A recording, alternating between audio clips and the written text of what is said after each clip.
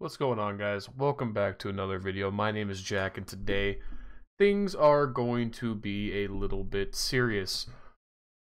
I am, and have been for a long time now, a big fan of Destiny, and despite all of its problems, I've been a big fan of Destiny 2, and all things considered, the launch of Destiny 2 was obviously not what we expected. It was underdelivered. It had a very poor stretch through Curse of Osiris.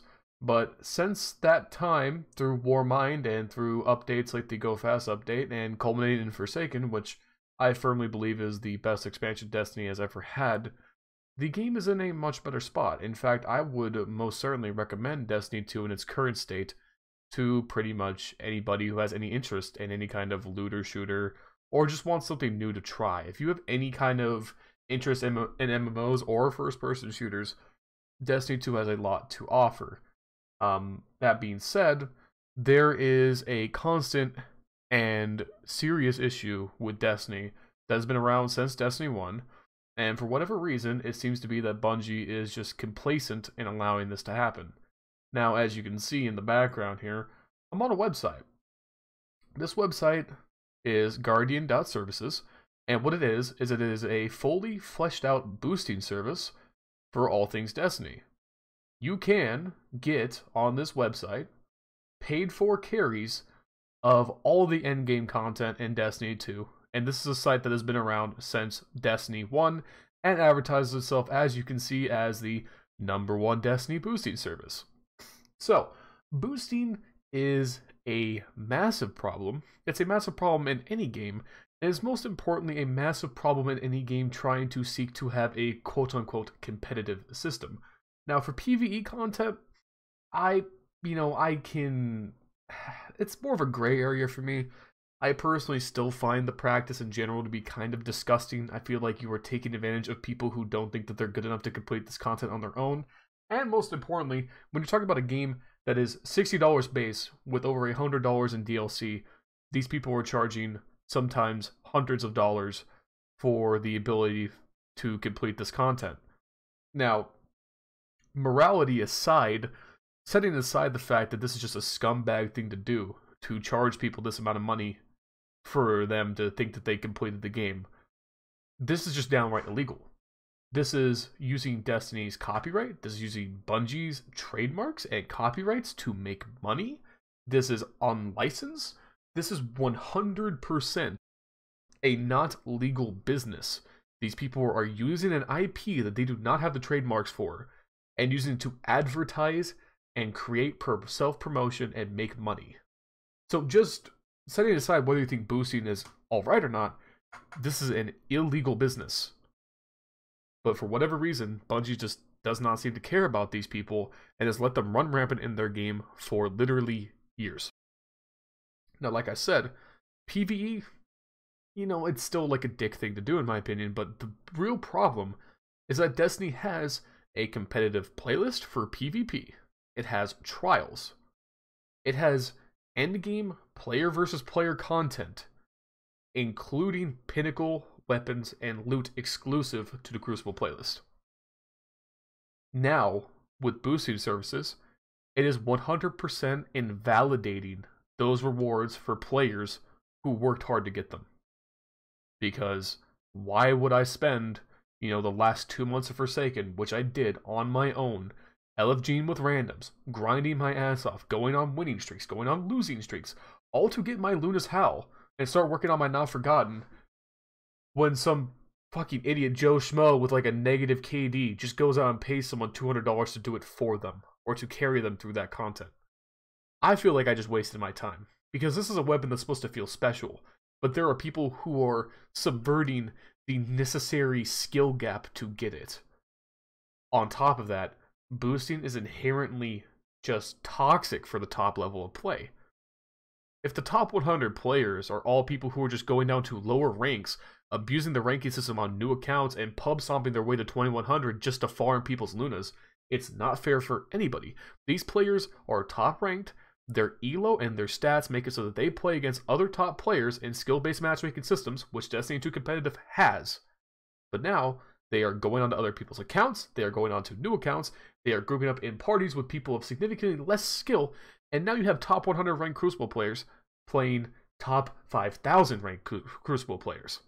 That is very clearly an issue, and if Destiny 2's competitive system is to be taken with any shred of dignity, this shit needs to stop.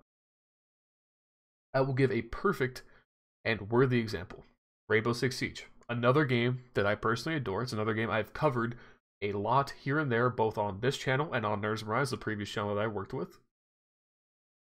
Rainbow Six Siege, when it first came out, much like Destiny, was a game that had competitive aspirations, but didn't have a serious bona fide esports scene or a ranked ladder that was taken very seriously. You fast forward to now, later on in its life cycle, there is a pro league, there is a pro circuit, there's an amateur circuit, and there is bona fide reason to play ranked with a legitimate ELO system. A couple months back, you go back to the previous DLC before the current one, Operation Parabellum. I had to remember the name for a second.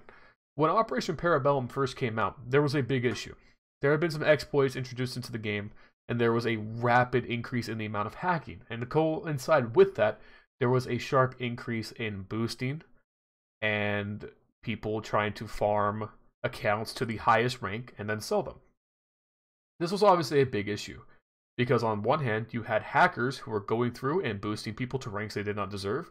You had top-ranked competitive players who were taking people who did not deserve to be at high ranks and boosting them up to higher ranks, all while charging them insane amounts of money the entire time.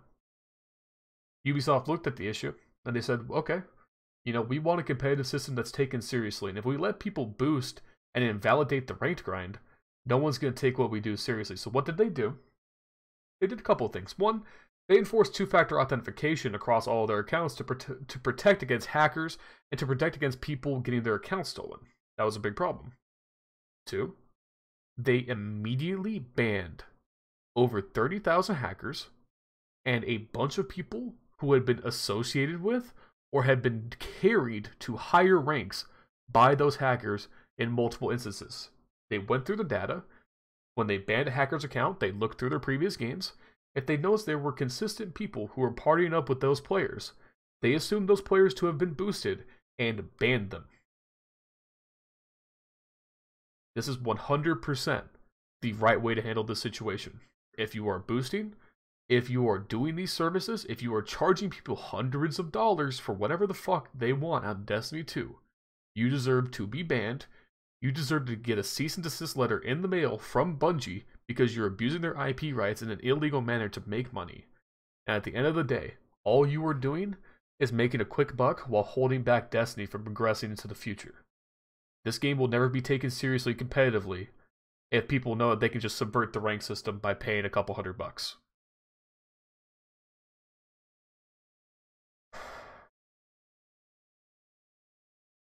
This is a very hard video for me to make because, generally speaking, I don't like to just go straight to the negative. I like to look for the silver lining in situations and, critique fairly, but also understand that there are upsides to every situation.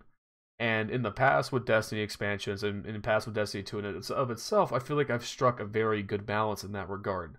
But when it boils down to it, there is absolutely no excuse good enough for why these boosting services exist.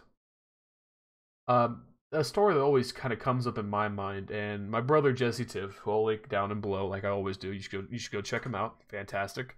Love him to death. He played a shit ton of Destiny 1. It was actually his first real serious shooter. He didn't really start playing games until a couple years ago. We got him into it. And he had a shit ton of days played in Destiny. He got into the higher ups of competitive skirmish, floating around in like GBs and game battle lobbies. And he really enjoyed Destiny 1 on a competitive level. And he gave me this bit of perspective. During like the real dark hours of Destiny 1's timeline, kind of right in between the Dark Below and the Taken King expansions, Destiny was not doing well, and the only thing that really kept the game alive were streamers who were playing Crucible. The Crucible was like the main thing that kept people even faintly interested in it. But the big thing that stands out is that a lot of these streamers who were top 100 ranked players in Destiny 1 Crucible were paying or were getting paid by subscribers on their Twitch streams to carry them through trials. These people were actively boosting on stream for large amounts of money all the way back in Destiny 1. And Bungie did nothing. Because back then, if they banned those streamers, the only attention left on Destiny would have gone away.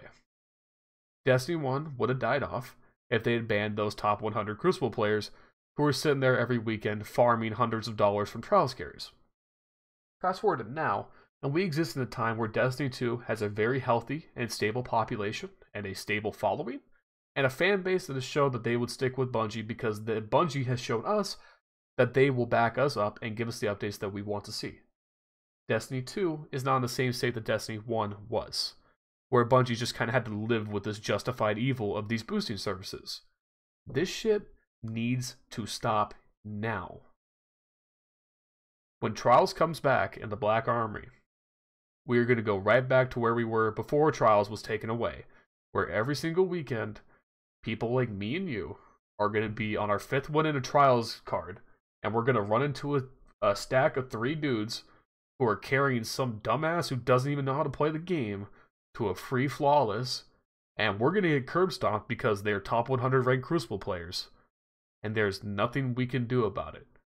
That guy who paid them to do that gets a flawless win when we don't. It makes you not even want to play.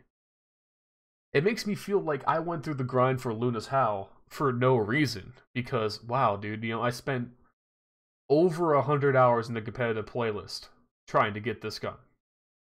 Not because I wasn't good enough, but because I didn't have a stable 4. I had to LFG pretty much all the time, and I got unlucky. I went on bad losing streaks. I couldn't play 8 hours a day because I have school, I have work, I have real life to attend to. I didn't get my Luna's Howl until 2 weeks ago. I could have just skipped all of that and paid someone a couple $100 the day Forsaken came out and got my Luna's Howl then. Doesn't that just feel shitty? To me, that just feels shitty. It's dumb. It shouldn't be a thing.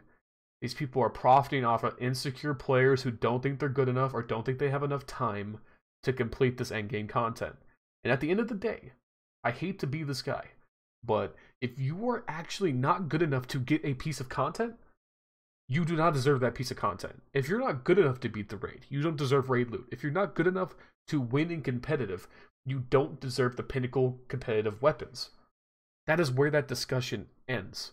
There is a skill gate on that content for a reason, because it's supposed to be rewarding for the people who overcome it, who persevere, who do the raid every week and keep hoping that they get their 1K voices, for the people that do play competitive every week and hope that they can finally get over that 2100 hump and start working on it Not Forgotten. If you're not good enough to do that by yourself, you do not deserve that content. And these scumbags taking advantage of that insecurity from people, or that ability for people to just throw money away like they don't care, is absolutely disgusting. It's illegal, and it is only going to hold Destiny back in the future. Anyway, guys, that's my diatribe on why boosting is an absolute just terrible thing in this game. And I hope that Bungie sees this. I hope that you guys will see this and understand that what I'm saying is true and correct. And hopefully we can move forward in the Black Armory with Trials back, with competitive Destiny being something people could take seriously. Because right now, Destiny 2 is at its best point it's ever been. Destiny as a series is at its best point it's ever been. And it can only go up from here. We could finally see competitive leagues in Destiny. We could finally see Destiny being taken seriously in its PvP. But not while this shit is allowed to just go, to be free. To where I can watch a YouTube video on my phone and see an ad on a Destiny video for boosting services. That's when this shit needs to stop. Let me know what you guys think in the comments down below. I'm willing to hear you guys out on why I might be wrong about this, even though there's no way in hell that I'm wrong about this. But, I want to hear other people's perspective. Do you think that there's any reason for boosting to exist? Do you think there's any net positive to boosting existing? I want to hear different perspectives. I know that I'm on a soapbox here, and I could very well be wrong, but I do firmly believe that this is the right thing to do for the health of the game. I'm gonna try to stream 5 days a week, upload once a week, and maintain that schedule through into the new year. It might change with how my college schedule evolves going into next semester, but it is what I want to maintain, and it's what I'm hoping to maintain. And it's been an amazing few months for me. I hit affiliate on Twitch. Forsaken has been good to me. I want to stream it more. I don't know why I haven't. I've been lazy about it, but I will. And in Black Armory, you can sure as hell bet I'm going to get my Not Forgotten, and I'm sure as hell not going to pay $500 for it. Other than that, guys, my name is Jack. Thank you guys for watching, and I will see you in the next video.